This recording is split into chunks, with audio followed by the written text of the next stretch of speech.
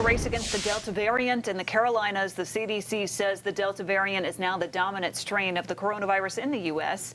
It's accounting for more than 51% of cases in the country. There are at least 10 cases of the strain in South Carolina right now, and several cases have also been confirmed here in North Carolina. The continuous spread of the Delta variant comes as more people head back to the office, and now doctors fear getting too comfortable could lead to more outbreaks. Fox 46's chief business correspondent Taylor Young joins us live from Uptown tonight. And Taylor, local businesses are keeping an eye on this. Yeah, some major corporations like some of Charlotte's biggest banks, but some of the smaller businesses that we spoke to today say that after a year of having to adapt, they're ready for anything that comes their way.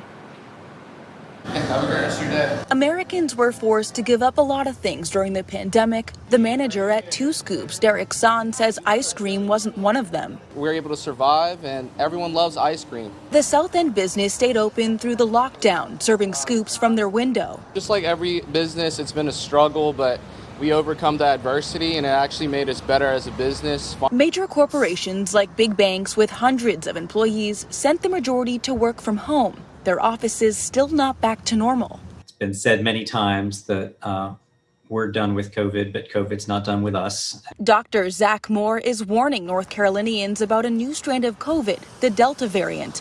The Delta variant is definitely concerning because we can look at what's happened in other places where the Delta variant has taken over. Charlotte's largest banks are keeping an eye on the spread. Truist Bank started bringing staff back into the Uptown office in waves last month.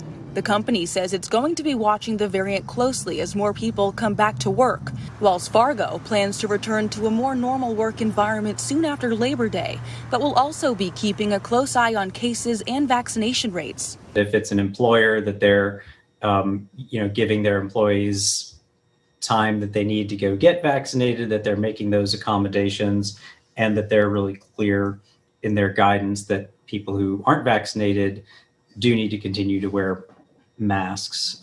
At Two Scoops, Son says after more than a year of constantly adapting, they're ready to handle what could be next. People already went through this thing once, so they already know what to expect. It's not going to be a curveball. And doctors are stressing the importance of getting vaccinated. They say the current vaccines have been proven to prevent spread. Reporting live in Uptown, Taylor Young, Fox 46.